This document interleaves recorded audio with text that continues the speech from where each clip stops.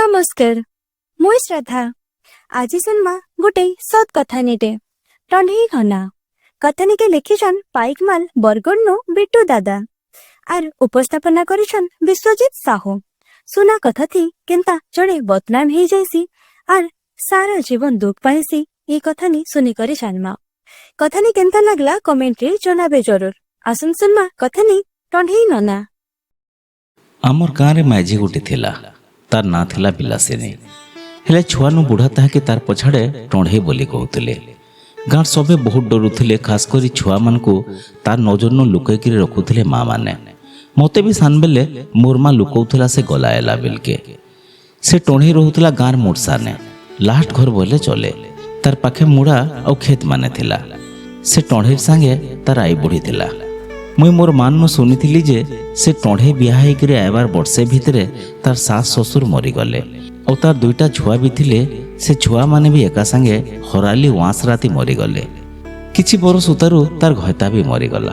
तार आईसास बुढ़ी खाली बची थिला और तार संगे रहुथला। गाँव सभे कहते जे से टंढईटे आए बोली। वर्षे भितरे तार सास ससुर के खाइला और तार दुईटा छुआ के भी खाइला शेष के तार घयता के भी खाइला।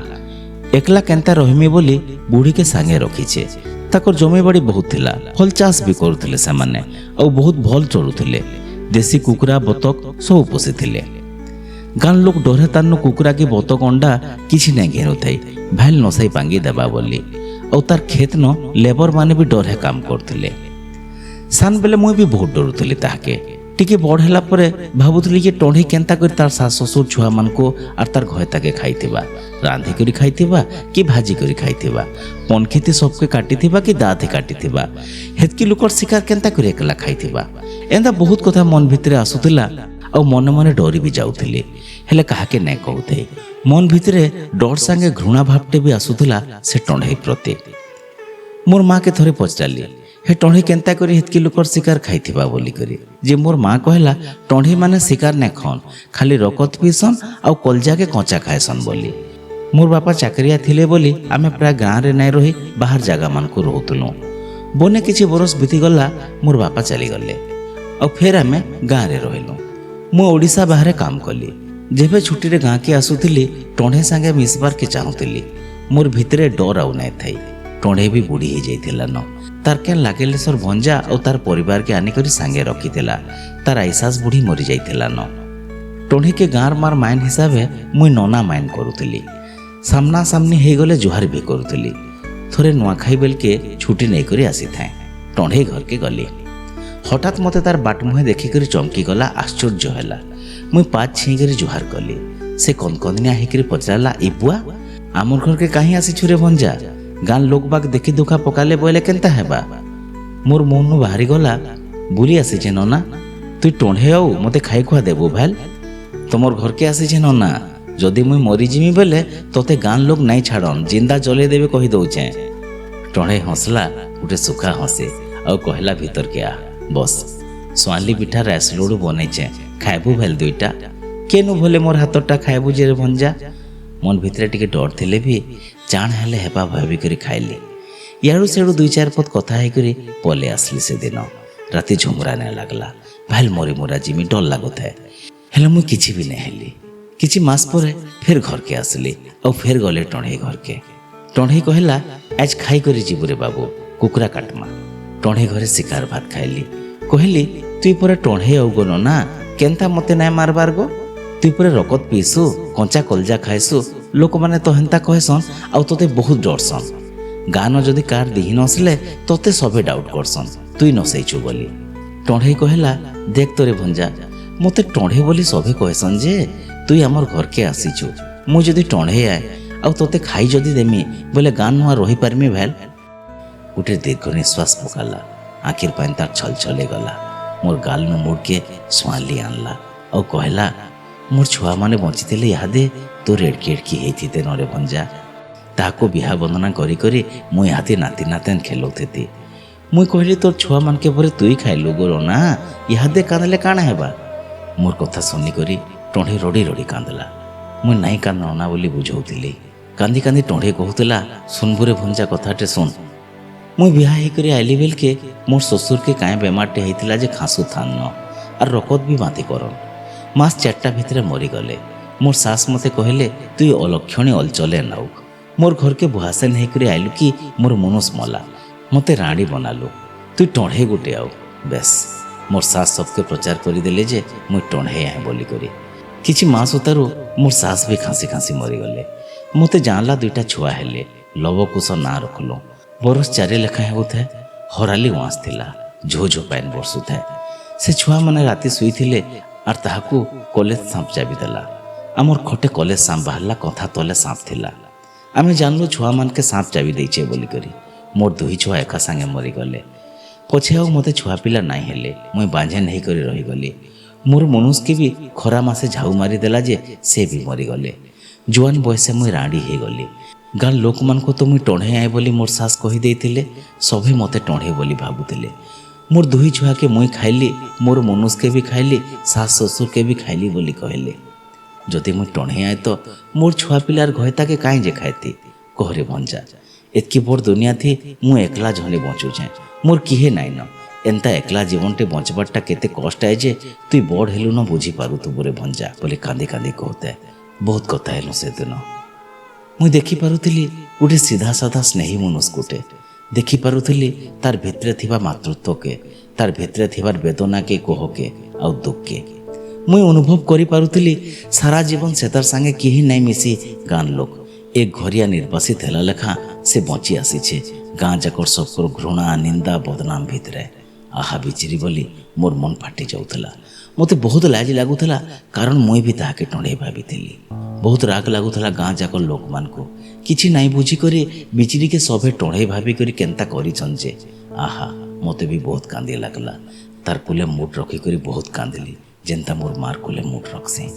कहली नना मुई भी छोट बेलु सुनी आसीथिली तुई टढ़े आउ बोली।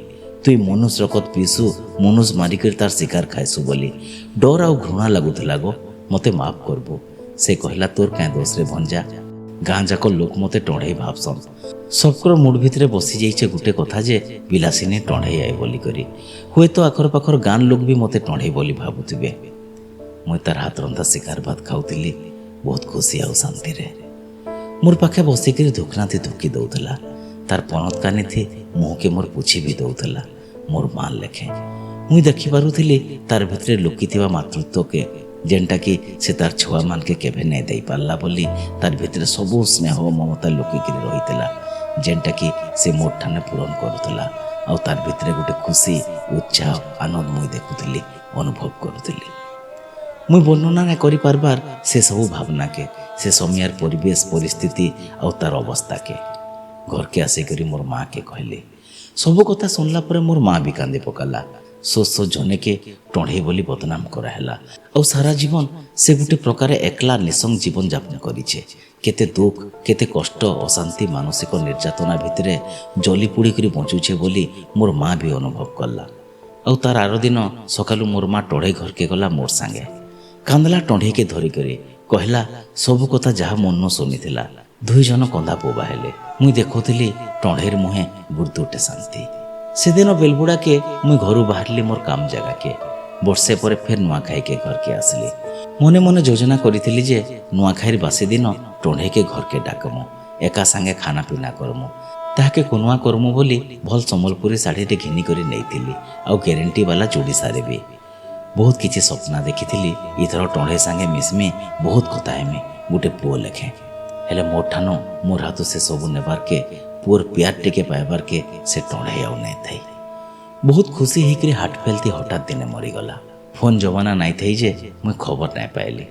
प्राय 8 मास पर गाँ के आसिक जानली जे से मरी जाइछे। बहुत कांदिली। बहुत बड़ अफसोसटे रहीगला मोर मान सुनली जे से मते पुओ बोली भाविथिला।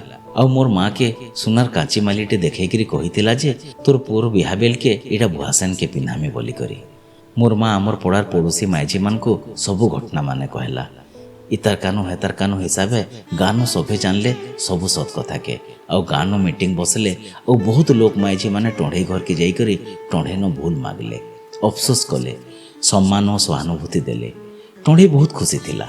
गाँव रे ताहाके ग्रहण कले तार संगे सभे मिसले ତାହାକେ ଟଢ଼େଇ ବୋଲି ନାଇଁ କହୁଥାଏ ଆଉ କିଏ। ପ୍ରାୟ ସବୁ ପିଲା ଟୁକେଲ ନନା ବୋଲି ଡାକୁଥିଲେ ତାହାକେ।